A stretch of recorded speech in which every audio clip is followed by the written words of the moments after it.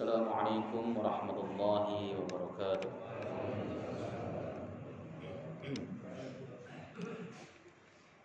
Alhamdulillahi rabbil alamin wal aqibatu lil muttaqin wala udwana illa 'alal zalimin. Asyhadu an la ilaha illallah wahdahu la syarika lah wa asyhadu anna sayyidana Muhammadan 'abduhu wa rasuluh.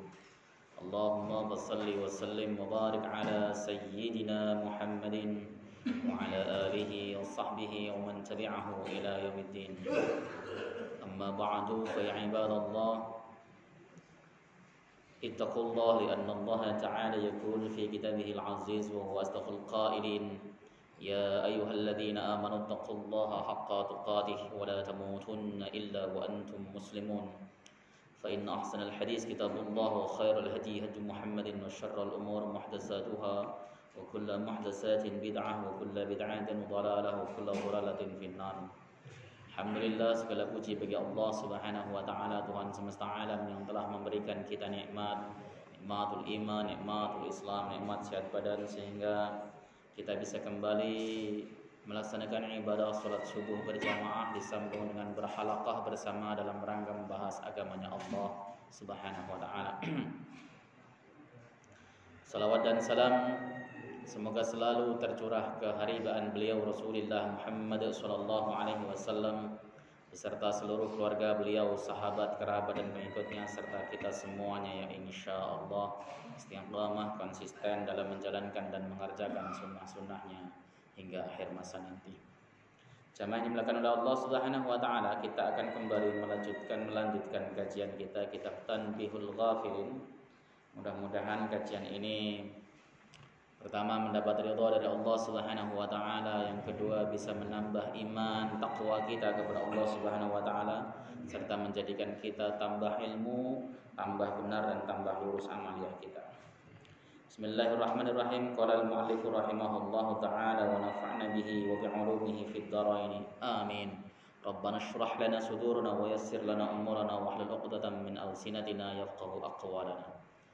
Bismillahirrahmanirrahim. Wa ruwiya 'anil nabiy sallallahu alaihi wasallam, dan diriwayatkan dari Nabi Muhammad sallallahu alaihi wasallam annahu qala, sesungguhnya beliau bersabda, wallahi inni la atubu ilallahi ta'ala fil yaumi mi'ata marrat. Demi Allah, aku itu pasti bertaubat kepada Allah Subhanahu wa ta'ala dalam satu hari 100 kali. Kalau di dalam hadis riwayat Al-Imam Al-Bukhari itu 70 kali. Ini hadis sahih riwayat Imam Muslim.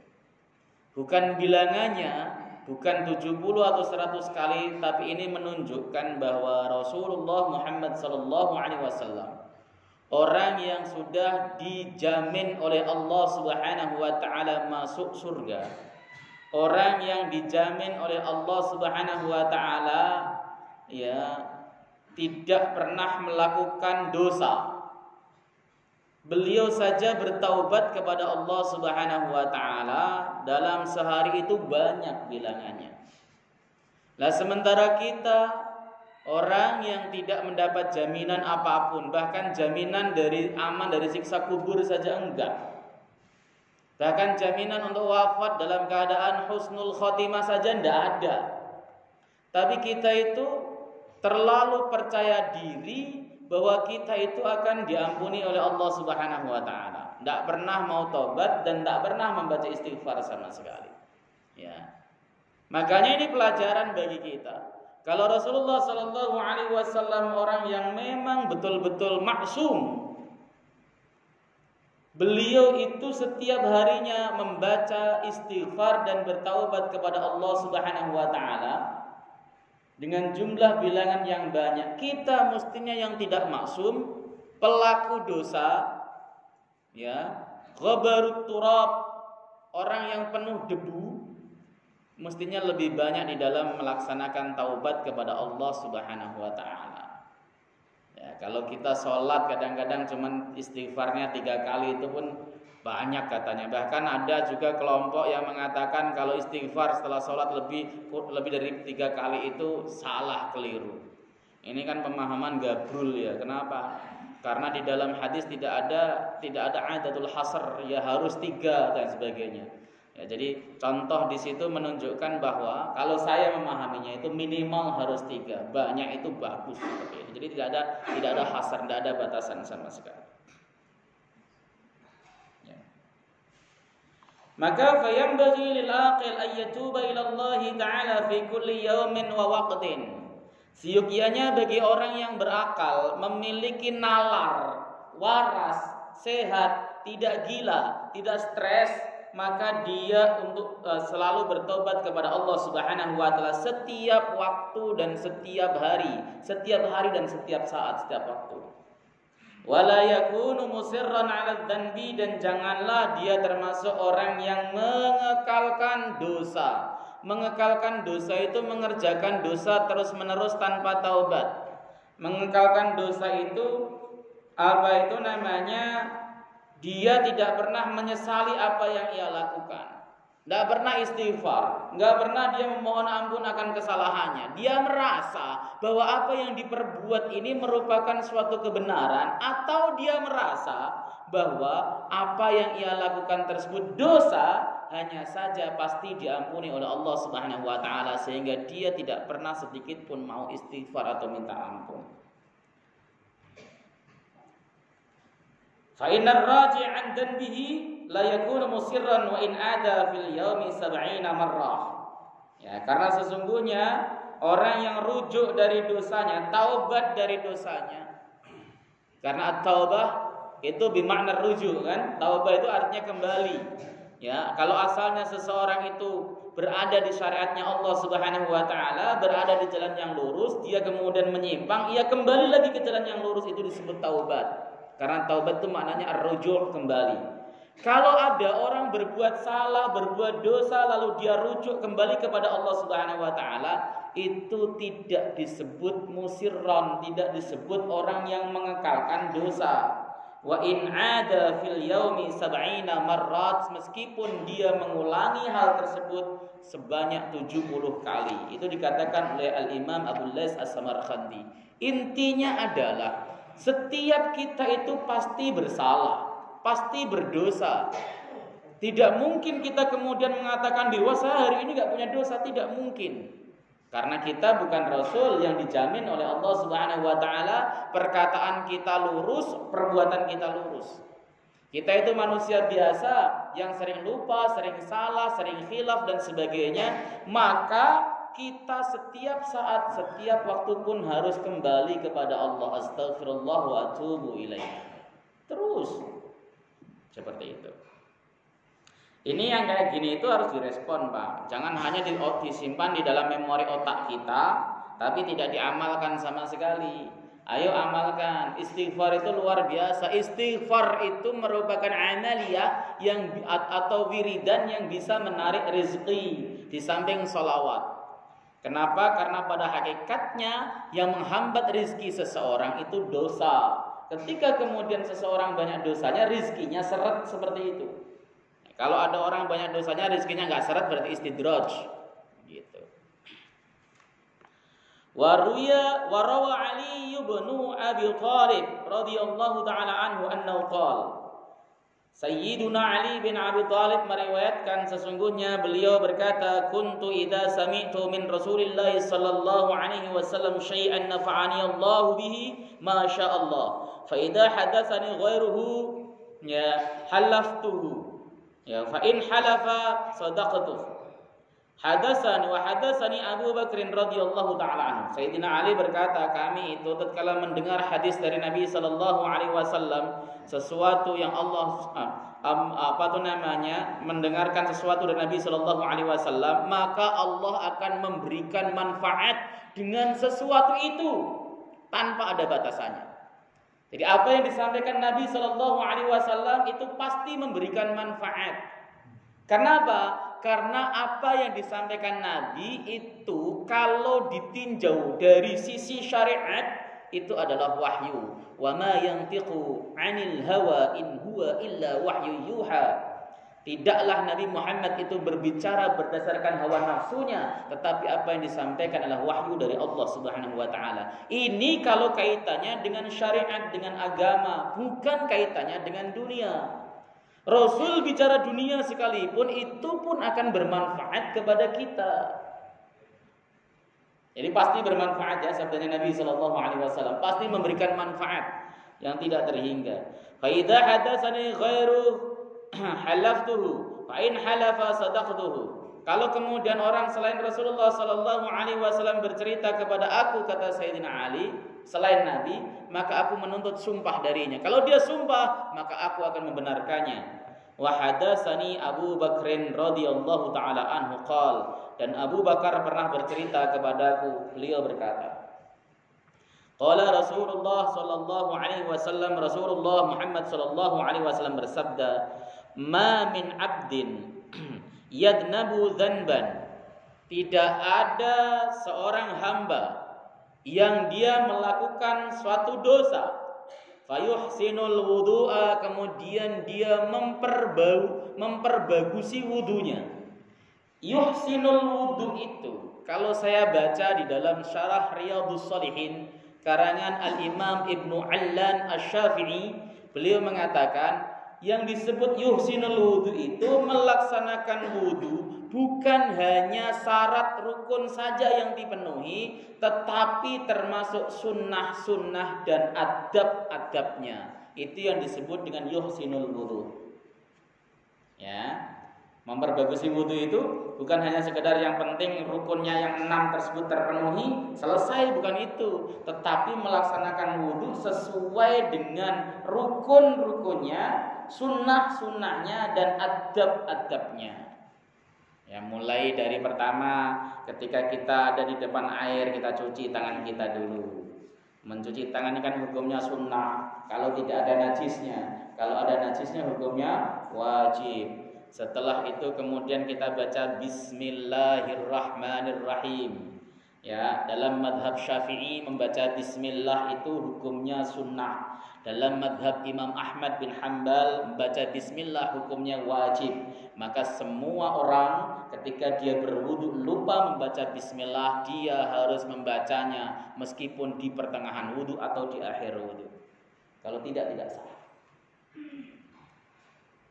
Kemudian setelah dia membaca Bismillah, dia ambil air dengan cakupan satu tangan. Kalau Nabi SAW dengan satu tangan atau dua tangan juga boleh kalau tangannya imut misalnya.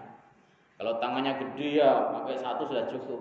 Kemudian dia istinsyak dan matmadah, menghirup air lewat hidung dan matmadah. Dengan satu cakupan itu untuk dua hal, istinsyak dan matmadah. Kenapa demikian? Sayyiduna Utsman bin Affan pernah ditanya, apakah cakupan yang digunakan untuk istinsyak dan matmadah itu sekali atau satu kali ataukah satu untuk dua?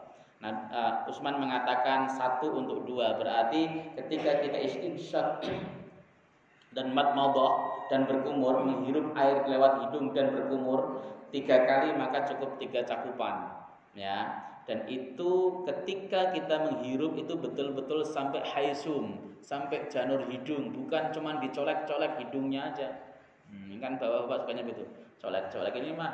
Ya sebenarnya kalau puasa itu dapat asal sunnah. Misalnya lagi puasa nih, puasa kan makruh mubalaghah, makruh untuk menyedot sampai dalam karena bisa batal. Maka kemudian kita cukup colek-colek begitu itu dapat asal sunnah. Ya, tapi kalau tidak dalam keadaan puasa, hiruplah sampai haisum. Ya, tujuannya apa? Ya supaya syaitan laknatullah alaih yang bersembunyi di hidung-hidung kita ini keluar semuanya. Bakteri-bakteri, virus-virus Covid dan sebagainya keluar semuanya, tersembur. Makanya ketika istinsyak itu ngeluarinya harus ditekan, enggak boleh ngeluarnya cuma yang penting netes atau gimana. Harus begitu. Bahkan Imam Malik mensyaratkan untuk dijepit dengan 2 jarinya. Nah, 2 jari jepit. Gitu kalau Imam Malik, kalau Imam Syafi'i enggak. Yang penting dia ditekan dengan udaranya yang keras. Insya Allah kalau dipraktekkan ini penyakit-penyakit seperti apa ya, sinusitis, apalagi pilek-pilek menahun, ya, kemudian hidung bindeng dan sebagainya disembuhkan oleh Allah Subhanahu wa taala.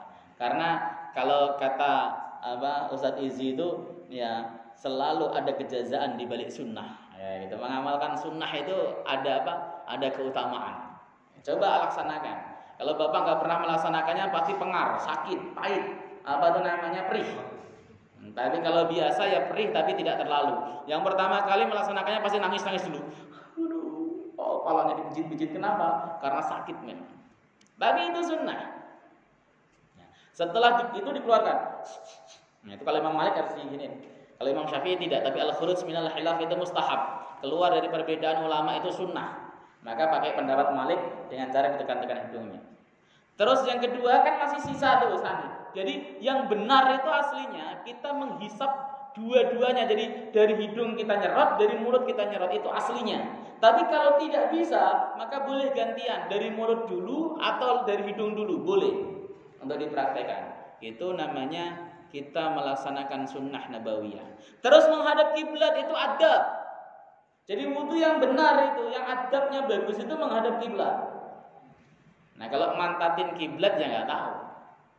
Karena kalau di sini kan mantatin kiblat ya wudunya, maka dioper supaya menghadap kiblat. Gimana caranya ya? Tapi udah susah dioper menghadap kiblat. Dibalik lagi, butuh biaya lagi, itu perlu donatur berarti. Di luar ada yang menghadap kiblat. Seperti itu. Tapi itu adab. Adab itu termasuk daripada yuhsinul wudu.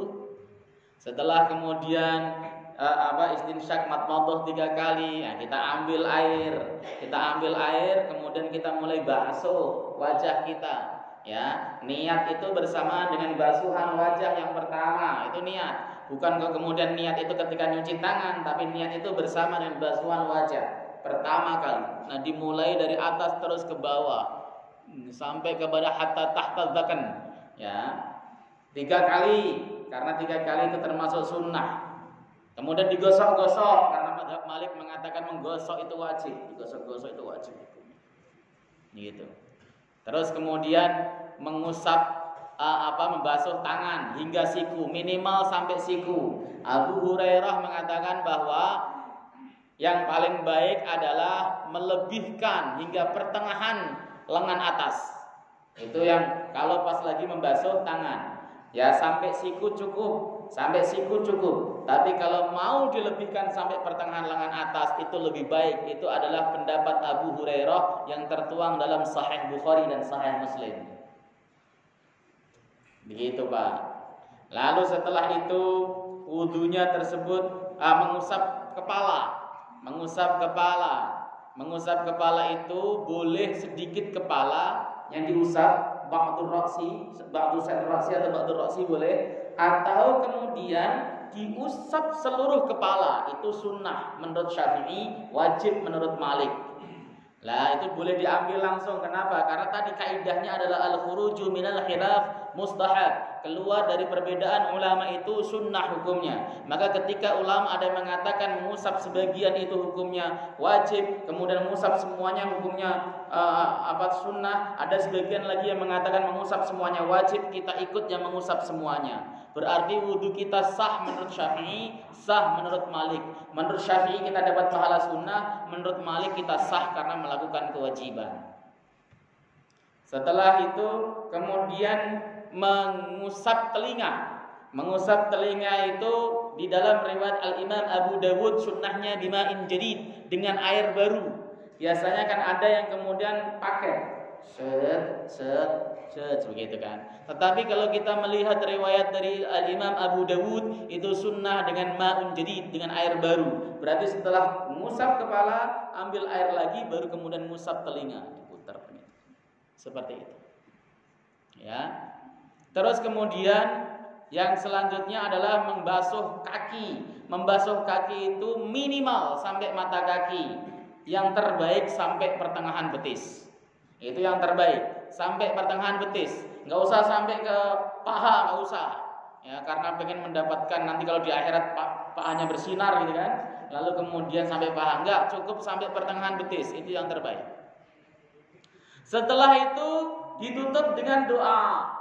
Asyhadu an la ilaha illallah wahdahu la syarika lahu, asyhadu anna Muhammadan abduhu wa rasuluh. Allahumma ij'alni minat tawwabin waj'alni minal mutatahhirin.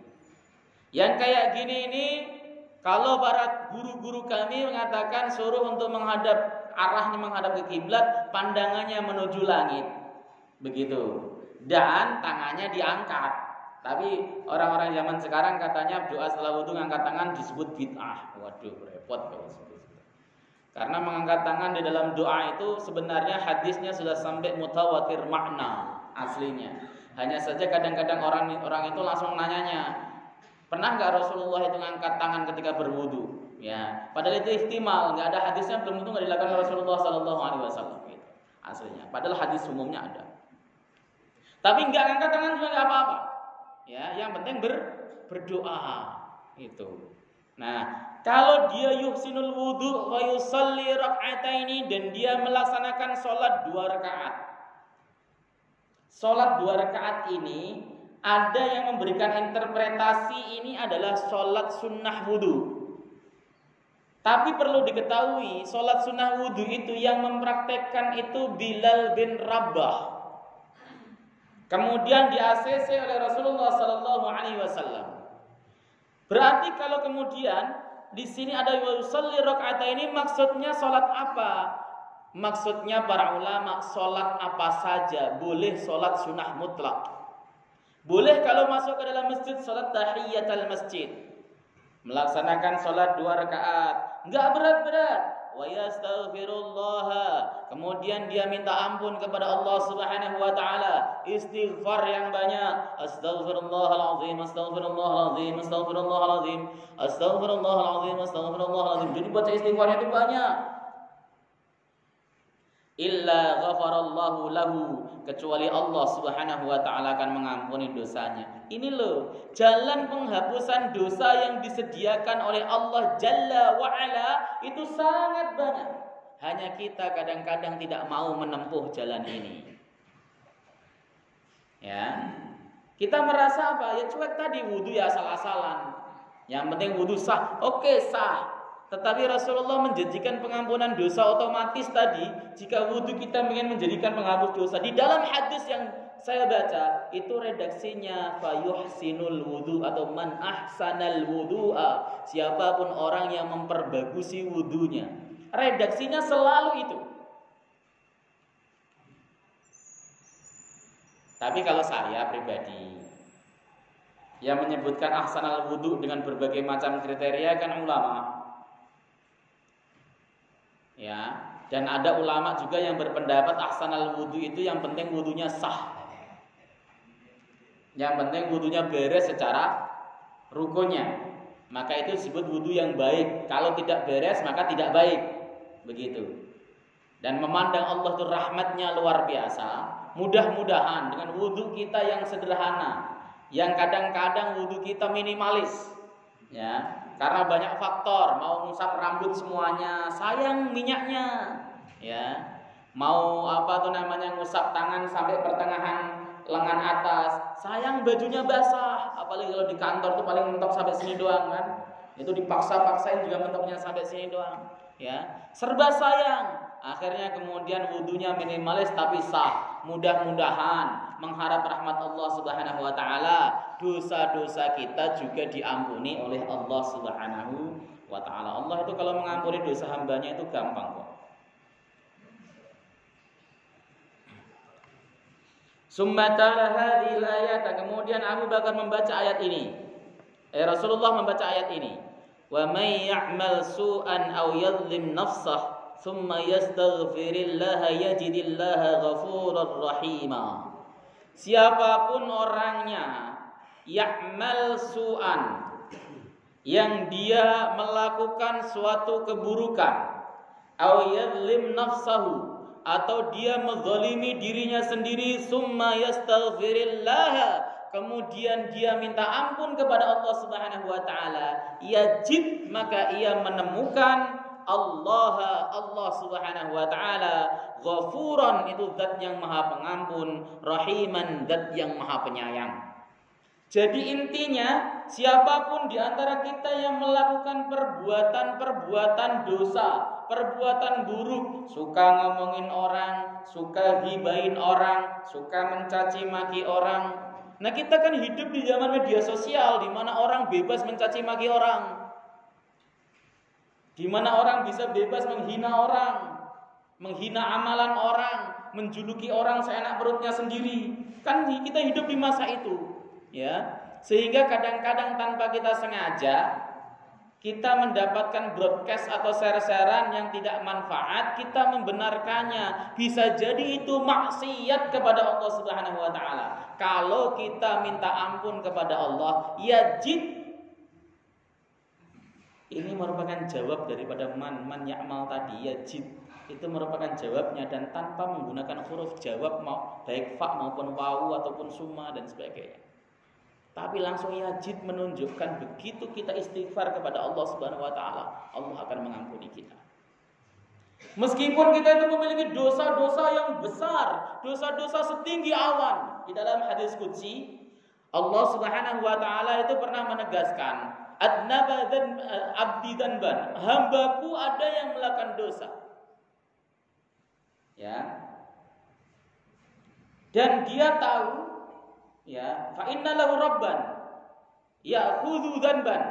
Dia tahu sadar bahwa dia memiliki Tuhan yang bisa menyiksa dosa-dosanya, yang bisa menyiksa dia sebab dosanya. Dia takut, ya Allah, saya berdosa, takut kalau Engkau siksa ya Allah. Kemudian dia minta ampun kepada Allah, meminta ampun kepada Allah Subhanahu wa taala. Padahal dosanya tersebut itu menyentuh sahab, menyentuh awan. Maka Allah Subhanahu wa taala, aku akan mengampuninya, kata Allah Subhanahu wa taala. Ini merupakan janji Allah.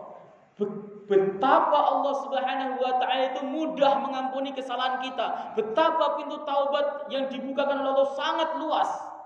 Betapa Allah Subhanahu wa taala itu menghendaki agar hamba-hambanya yang berlumur dosa semisal kita ini kembali ke jalan Allah Subhanahu wa taala, masuk ke dalam gerbang taubat. Itu sebenarnya sayang banget Allah Subhanahu wa taala. Anda berdosa kepada Allah mudah. Yang paling sulit itu kan untuk diampuni dosa yang berhubungan dengan hakul adam. Allah itu, kita zalim saat ini kita minta ampun diampuni.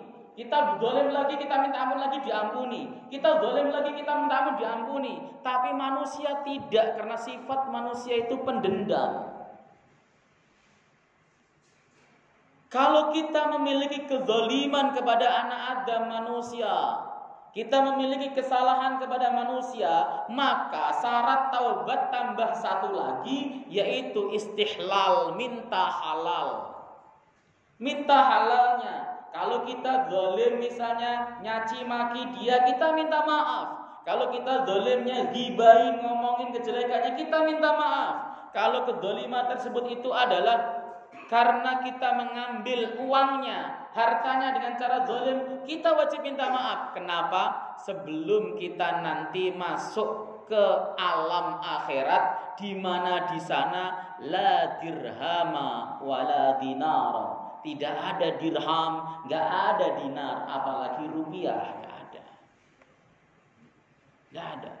Enggak bisa ditebus. Ketika kita nanti mati, kalau di dalam hadis itu kan diterangkan oleh Ibnu Hajar Al-Asqalani, di dalam hadis itu manusia itu akan tuntutan, saling menuntut kesalahan-kesalahannya itu 2 kali.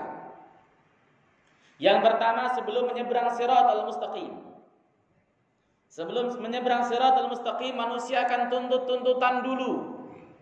Maka ada hadis Nabi mengatakan dalam hadis Sahih Bukhari, atadruna manil muflis? Apakah kalian tahu siapakah orang yang bangkrut? Para sahabat menjawab, al-muflisu fina man la dirhamalah wala mata'. Yang disebut orang bangkrut di sisi kami ya Rasul adalah orang yang tidak punya dirham, enggak punya uang dan enggak punya harta. Itu orang yang bangkrut. Nabi mengatakan, al-muflisu min ummati. Orang yang bangkrut dari umatku adalah orang man jaa yaumal qiyamah yaitu orang yang datang di hari kiamah bi salatihi, dengan pahala salatnya, wa siyamihi, dan pahala puasanya, wa zakati, dan pahala zakatnya, dan semua pahalanya dibawa. Tapi dia memiliki sangkutan dengan anak Adam. Ya, dia memiliki urusan dengan manusia tetangganya. Qad dzalama hada, dia telah menzalimi si fulan. Wa safaka dama hada, dia mengalirkan darahnya si fulan. Wa daraba hada, dia memukul si fulan. Di sidang di hadapan Allah Subhanahu wa taala. Kalau dia memiliki banyak amal saleh, pahalanya banyak, diberikan pahalanya tersebut kepada si fulan. Diberikan pahalanya terus. Kalau pahalanya kemudian habis, dosa si fulan tadi ditimpakan kepadanya, summa turiha ilan nar, kemudian dia akan dilemparkan ke dalam neraka. Itu tuntutan pertama. Orang ini soleh, bukan soleh, orang ini baik, ibadahnya berkualitas. Kenapa? Karena buktinya ibadahnya ada pahalanya. Kalau ibadahnya ria kan sudah hancur. Kalau ibadahnya sum'ah kan habis. Orang ini punya pahala sampai di akhirat, cuman dia suka menzalimi tetangganya. Beli duren, kulitnya dilemparin di depan rumah tetangganya biar tahu. Ya, kemudian suka menzalimi tetangganya dengan suara berisik. Suka menzalimi orang lain. Bahkan baru-baru ini di Pulau Gadung itu lagi ada berita viral, itu ada orang nembok rumah orang lain sampai tinggal 20 sen atau 30 sen untuk lewat. Ya, kalau menzalimi yang semacam itu, ya, suka ngumpat-ngumpat orang. Ini yang berbahaya itu orang yang punya karyawan banyak itu, yang punya pembantu, punya karyawan, karena merasa jadi bos, ngamuk-ngamuk, marah-marah, suka-suka dia. Bisa jadi orang yang kita amuk tadi, yang kita marah-marahin, yang kita caci maki, yang kita bentak-bentak, nggak balas di dunia. Kenapa? Karena nggak berani.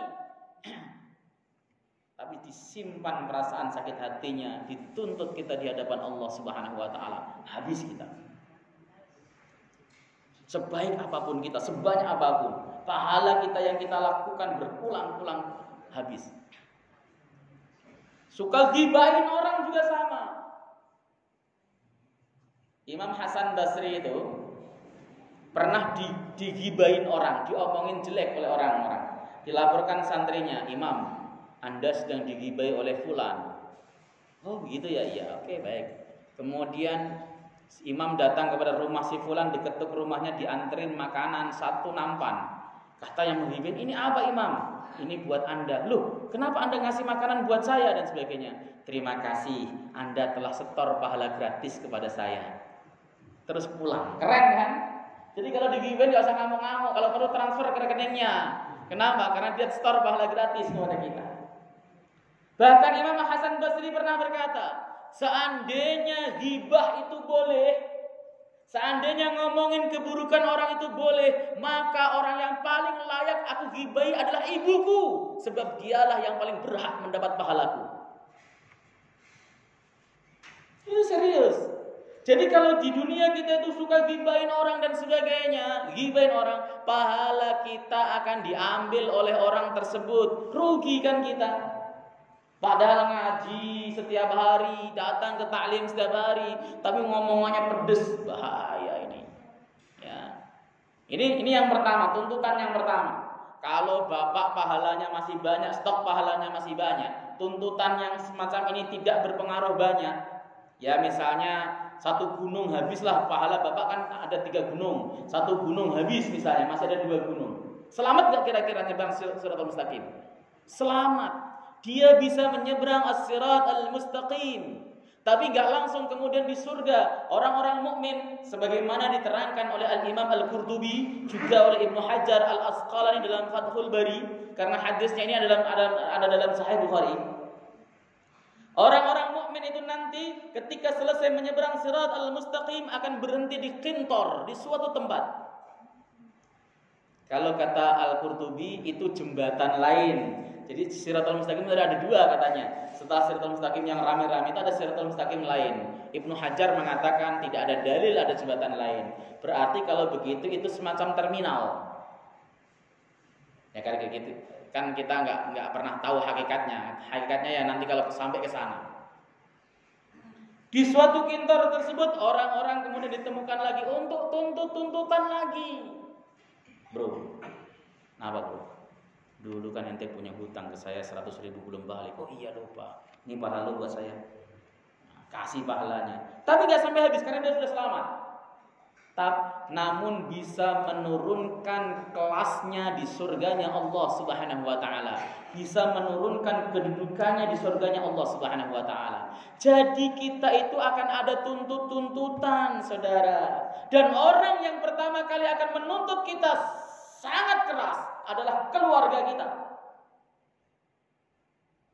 Gitu. Makanya sebelum dituntut minta maaf dulu paling enak. Suami minta maaf kepada istrinya.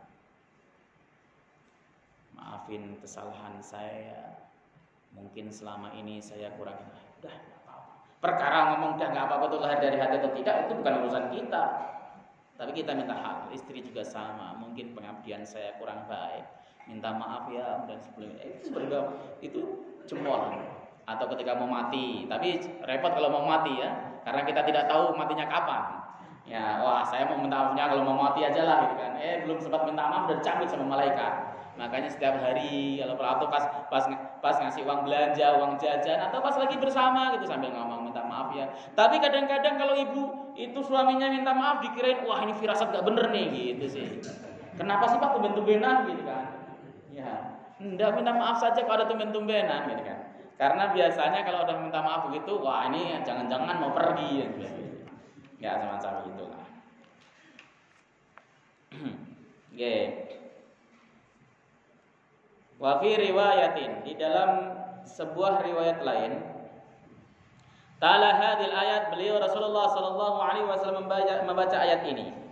وَالَّذِينَ إِذَا فَعَلُوا فَاحِشَةً أَوْ ظَلَمُوا أَنفُسَهُمْ ذَكَرُوا اللَّهَ فَاسْتَغْفَرُوا لِذُنُوبِهِمْ.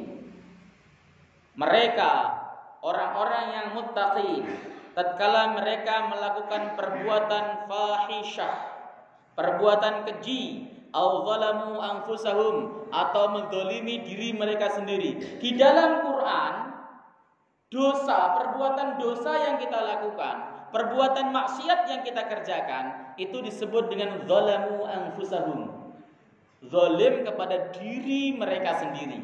Sebab pada hakikatnya ketika kita enggak salat, kita itu menzalimi diri kita. Toh nanti yang rugi masuk neraka juga diri kita sendiri. Kalau kita misalnya ngomongin orang itu sebenarnya kita zalim kepada diri kita sendiri. Bukan zalim kepada Allah, lebih-lebih kepada yang bersangkutan. Aslinya loh ya, aslinya. Karena yang bersangkutan dapat pahala kok. Yang kita zalimi diri kita sendiri, kita yang akan mendapat siksa dari Allah Subhanahu wa taala. Nah, itu makanya disebutkan al-zalamu anfusahum. Orang-orang yang muttaqin itu tatkala dia berbuat fahisyah, berbuat yang keji atau berbuat maksiat, zakarullaha, mereka akan langsung otomatis ingat kepada Allah Subhanahu wa taala. Fastaghfaru lidzunubihim, ketika ingat fastaghfaru. Fa itu kalau di dalam ilmu nahwu faedahnya adalah litartib ma'a ta'kid. Tartib itu berurusan, takkid itu ngiring-ngiringi. Jadi ketika mereka zakarullah, ketika mereka ingat Allah, fastaghfaru, spontan langsung mereka minta ampun kepada Allah Subhanahu wa taala. Ini penggunaan kata fa pada lafaz fastaghfaru lidzunubihim. Bukan summa. Kalau kata summa itu adalah litartib ma'a tarafi. Ya, urut tetapi ada jeda waktunya. Begitu dia ingat Allah, nunggu setahun baru taubat. Ya, orang-orang mukmin itu begitu dia berbuat dosa, begitu dia berbuat maksiat, begitu dia berbuat salah, lalu kemudian dia ingat kepada Allah Subhanahu wa taala dan dia minta ampun, spontan minta ampun kepada Allah atas dosa-dosanya. Wa may yaghfiru dzunuba illallah, dan tidak ada yang bisa mengampuni dosa-dosa kecuali Allah Subhanahu wa taala. Wa lam yusirru ala ma fa'alu wa hum ya'lamun, dan mereka tidak mengekalkan dosa-dosa kecil, perbuatan dosa yang mereka kerjakan sementara mereka mengetahuinya. Saya rasa begitu apa yang dapat saya sampaikan, meskipun sebentar, mudah-mudahan manfaat. Intinya adalah kita itu manusia yang banyak salah. Dosa kepada Allah mudah untuk bertaubat kepada Allah Subhanahu wa taala. Kesalahan yang berkaitan dengan hakullah itu nggak usah khawatir. Allah Maha Pengampun. Pintu maafnya itu nggak ada tepinya. Ya, kita mengkhianati Allah, Allah akan selalu menerima kita kapanpun kita mau balik. Pagi, sore, lusa ya enggak ya. Pagi, sore, malam dan sebagainya kita akan diterima oleh Allah Subhanahu wa taala dengan baik. Tapi kalau kita zalim kepada manusia, ini yang sulit. Makanya satu, hindari kezaliman kepada mereka. Atau seperti pesan Nabi, kalau Anda punya kezaliman kepada manusia, maka selesaikan, minta halalah pada hari ini, sebelum datang suatu hari di mana dinar dan dirham tidak manfaat sama sekali, yaitu ketika nanti kita di akhiratnya Allah Subhanahu wa taala. Saya rasa begitu, enggak ada muskil kan, enggak ada pertanyaan kan? Ini masalah wudhu saja. Kita kan rata-rata rumah kita sempit saja. Mau nggak mau kita kan berwudhu di dalam kamar mandi dan segala macam ada di situ saja. Ini niat untuk Bismillah ini dizohirkan atau di dalam hati aja saja? Cuma itu pertanyaannya. Berwudu di kamar mandi. Kamar mandi apa di toilet? Kamar mandi.